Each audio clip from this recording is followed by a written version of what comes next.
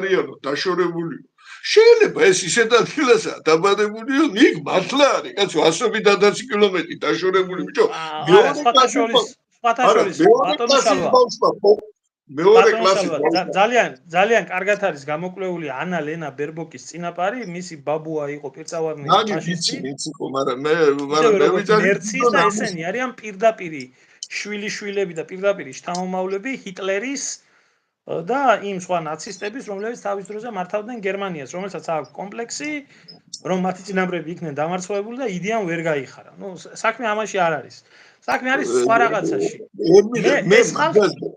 შალვა, მე ამ ხალხის მესმის, კარგი, თქვა და არიან ესეთები.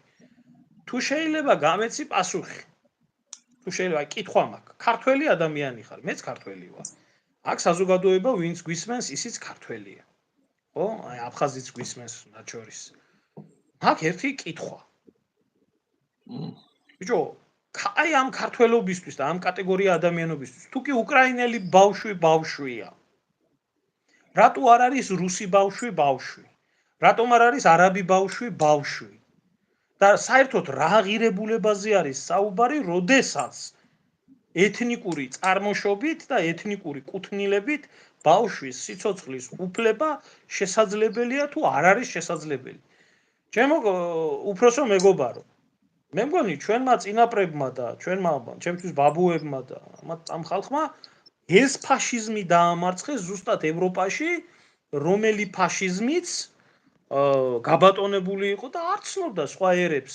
ჯარისკაცის მამაში რო არის, აი გერმანელის ბავშვი, მიდი ესროლეო.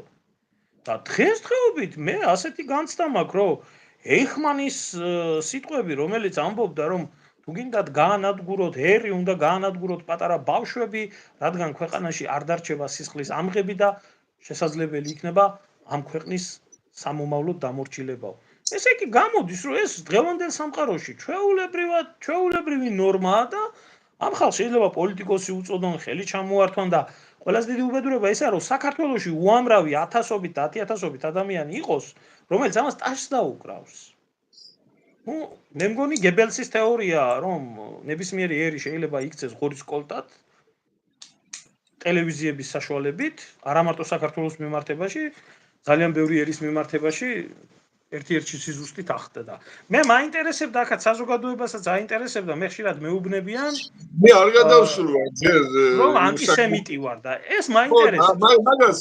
მაგაზე ახლა მაგაზე ვისაუბრებ რა, ძალიან აქ ახლა ერთი ზუსტად 10 წუთი მომეცი რომ დავამთავრო ეს აზრი და რამე და რო ვთქვა რა და შესახებ მინდა რომ ვისაუბრე. ხო, ამ ხალხზე მე მართლა ისეთი წარმოდგენა მაქვს, რუიზეც ვთქვი რომ წარმოდგენა არა მაქვს, აი მე ახლა ეს თითქოს ისე მეორე კლასელმა იცის რომ ეკვატორი 40000 კილომეტრია კაცი ხალი გამოდის იძახის მეორე კლასელმა ბავშვმა იცის სიტყვაზე ახლა ეს რომ მაგის ბაბუა და მაგის ისო ვინ იყო ეს გასაგებია და შეიძლება იყოს ადამიანი მტერი მაგრამ შეიძლება ის იყოს ცოტა короче რეალობასთან და რაღაც განსჯასა და აზროვნებასთან მაინც ახლო მტერი იყოს მაგრამ იყოს კაცო ის განვითარება ესენი რა ხალხია რა აზროვნების ხალხია ხო გეუბნები მეორე კლასელმა იცის მართი კუთხე რა 90 გრადუსი რა 180 გრადუსი რა 360 გრადუსი რა ნუ მე არ ვიცი და აგენ არიციან და მართლა არ მგონია ესენი რა короче რომ ადამიანები იყვნენ აგერ ანგელოზივით სახი აქვს რა და მართლა რომ თავიდან რომ დაინახავდი ეს კაროლეინ ლივიტი რო არის ეს ტრამპის ისა გამოდის და თურმე ეს ყველაფერი რატომ მომხდარა ეს ყველაფერი მომხდარა იმიტომ რომ ტრამპი ზრუნავს რომ ირანელმა ხალხმა თურმე ეს უაღრესად კაცრი რეჟიმი თავიდან მოიშოროს და ირანელი ხალხი რომ ბედნიერად იცხოვროს და გაიხაროს და გაიფურჩქნოს და აყვავდეს დაახლოებით იგივე იყო ჰიტლერი ზუსტად მაგე რომ საბჭოთა ხალხები უნდა გაინტერესებლებია ჟიდო ბოლშევიკის მითო ამ ლოზუნგებით მოდიოდა სინამდვილეში თავისუფალი პრასტრასტო სრულდა და ამოეჟუჟა ეს საერთოდ არც საინტერესებდა და ხალხათაც ამფთვლი და ჩვენ короче სიტყვაზე გეუბნები ჰიტლერი კარგი გადავიდეთ ახლა მაშინ თავარზე რაღაცა 2-3 სიტყვა ვქონდა მაგრამ რა გაიჩქარობს ხალხი ვისაუბროთ